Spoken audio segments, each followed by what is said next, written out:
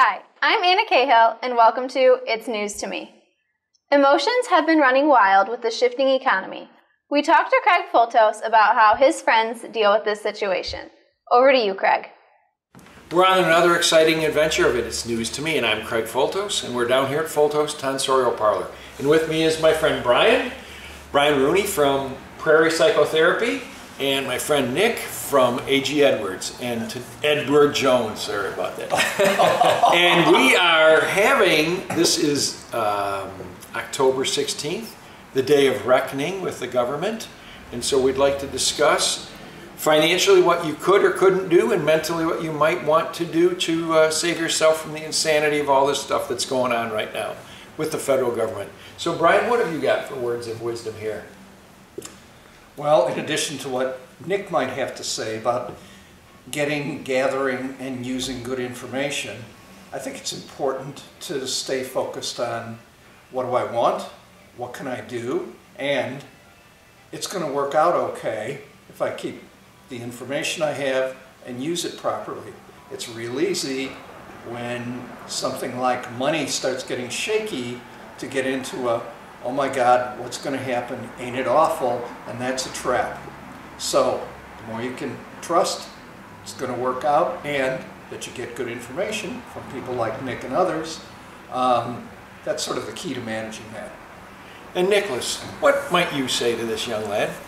I think those are a lot of good things that Brian said. The biggest mistake is trying to time it. If you look, we had this problem 2 years ago, and this time the market behaved completely differently. If you got out in time 2 years ago, you were lucky enough to miss out on a big drop. If you tried the same thing this year, you missed out on a pretty nice upswing. So if you hold quality investments, you can ride out the storm. So if it goes down the crapper like 1,000 points or 1,500 points, how long do you think it'll take before it gets back up there? Oh, you never know. You never know. A week, a month? It'll come back in time, and it probably won't happen. Okay. So any other words that you might say to these people? I say if you don't want to invest, get another haircut. Because the haircut will always make you feel better no matter what. Okay, well, we'll see you next time in It's News to Me. Thanks, gentlemen. Something spooky has been happening down at the Batavia Quarry. We met up with Brittany Bug as she solves this mystery. Brittany? Hi, I'm Brittany Bug with the Batavia Park District.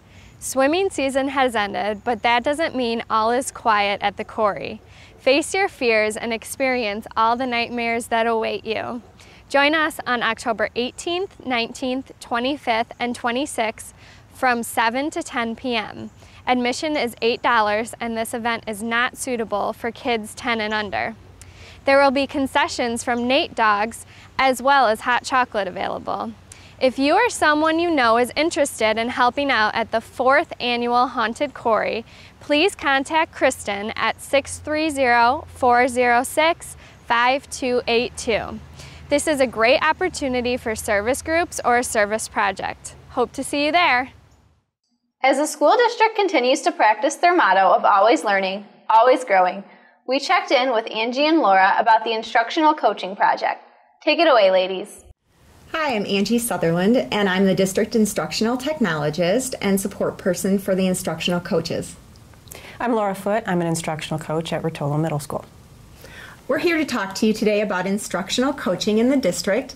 Traditionally, teachers' support has been a sit-and-get model, and the district wanted to move to a more productive model of professional development where teachers could be involved in job-embedded, ongoing professional development that would have more of a systematic impact on their teaching and student learning in the classroom. And in the district today, we have 4 full-time coaches throughout the district, some at buildings, and my role is district-wide. And then we have 2 half-time coaches in the district as well. The roles that we're focusing on as instructional coaches include learning specialist, learning facilitator, and data coach. And primarily the instructional specialist role is designed to get a coach working with a teacher real time in the classroom to help them as they embed best practices and implement changes in their classroom to improve student learning.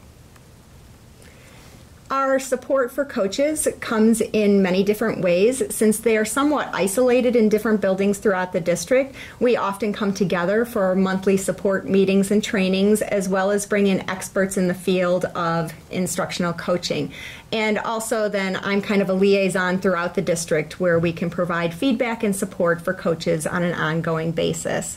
We're constantly evaluating the program, and we know that the impact that it has will be a very valuable one for teachers and then ultimately the students in our district. Bike safety is important to any town. Officer Jensen and his daughter Gianna give us advice for a safe bike ride. Officer, you have my attention. Hello, I'm Officer Jensen. Today I'd like to take a few minutes to talk to you about bike safety, and we'll start off with the first thing to do when you ride your bike. Put your helmet on. So it's important to make sure it fits.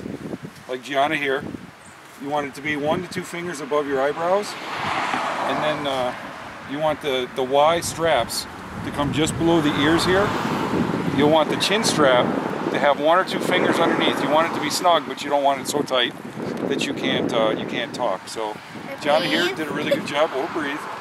Her helmet's fitting properly. When you're riding on the street, it's important to ride with traffic. You don't want to go against it, so you want to stay on the right-hand side of the road, close to the curb. When you come up to a stop sign, everybody, kids, adults, it's important that you stop at all stop signs. And then once you do come to a complete stop, make sure you look both ways to make sure that there's no traffic coming. Once it's safe, then you can go ahead and cross the street. And thank you for your time. I'm Officer Jensen with the Batavia Police Department, and I just wanted to remind you to ride safely. Ride safe, please. The Batavia Bulldogs have been flourishing. We met up with the coaches for Player of the Week. Off to you, Coach. We had a number of really good JV performances. It was kind of tough to decide, but we'll start out defensively. On the defensive side of the ball, we talked about off film in the game. Had 2 people that stood out, have done a good job for our season all year. One of them has actually had a lot of varsity experience for us, and it's kind of tough, as good as we are when we're all healthy. Had to play more JV now, but did a great job, and that's Jake Burkhog. Burkhog, come on up. Had a great game. Nice job. Very good. And then a D lineman who has also done a really good job for us, JV level, and has, I know, pushed some of the varsity guys and had a really big game for us this week, Johnny Wall. Johnny Wall coming up.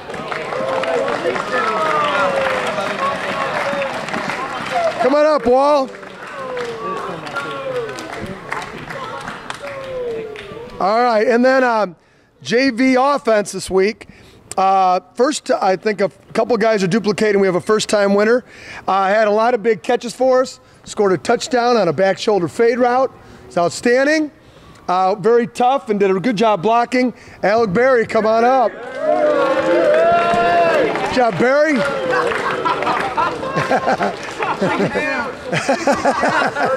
Little socks. What is that? Okay. And then 2 other award winners. One who threw for 4 touchdowns and got hit a couple times throwing touchdown passes. And then another guy who scored 2 and threw for 1. Evan Acosta and Peyton Piron, come on up. Evie and PP, favorites. I was favorites. He's my favorite. Yes. All right. Special Teams award this week goes for really good coverage, getting down the field very fast on the punt and kickoff. Mully.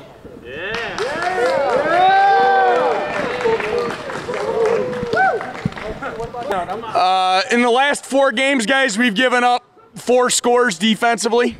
We've given up 28 points in the last 4 games, but today we want to honor 2 guys that made up half of those points this last week with interception returns. I called out Anthony last week and said you have to have those numbers again against this running back, and Anthony Thelk certainly did with the 55-yard interception return for a touchdown.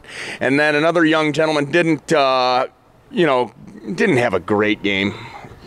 other than a 96-yard, he had a great game. 96-yard interception return, which we're looking at officially drawing the line, but I think it's 96 yards, which will be a new school record for an interception return. So that's Michael Moffitt. So our 2 game balls go to Anthony and Michael. Come on up, guys.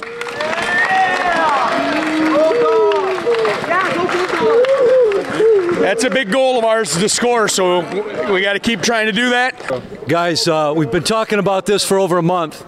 Could have given this award to all of our linemen a month ago very easily. So today is the day we get our linemen a game ball. It happens at least once a year.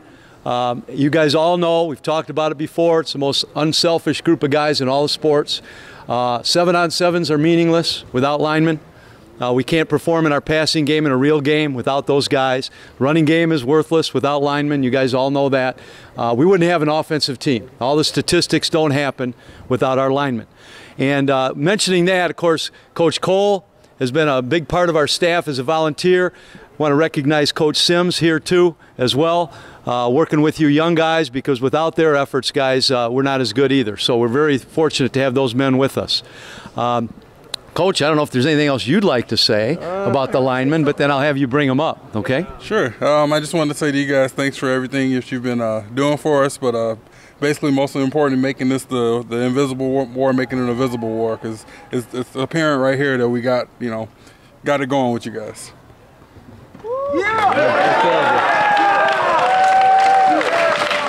All right, guys, we got 10 guys to award. So just, you know who you are, I believe. So come on up. No, we take tight ends into account here.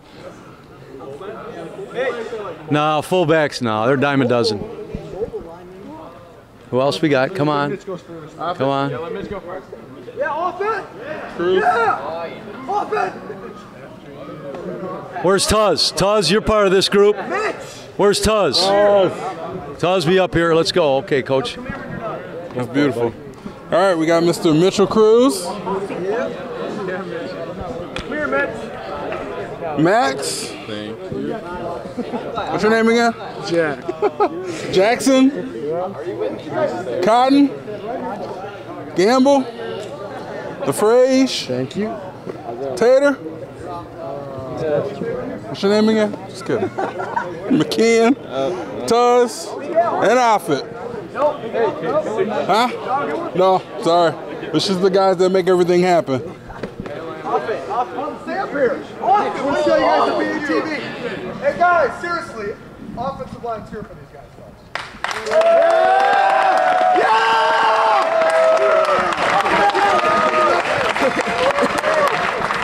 Batavia has been busy lately. I'm sure there will be more stories to find in the City of Energy, so stay tuned.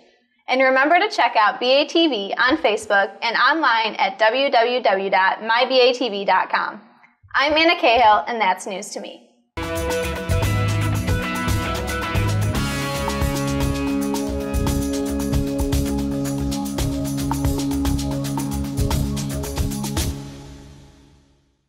Hey, that's news to me.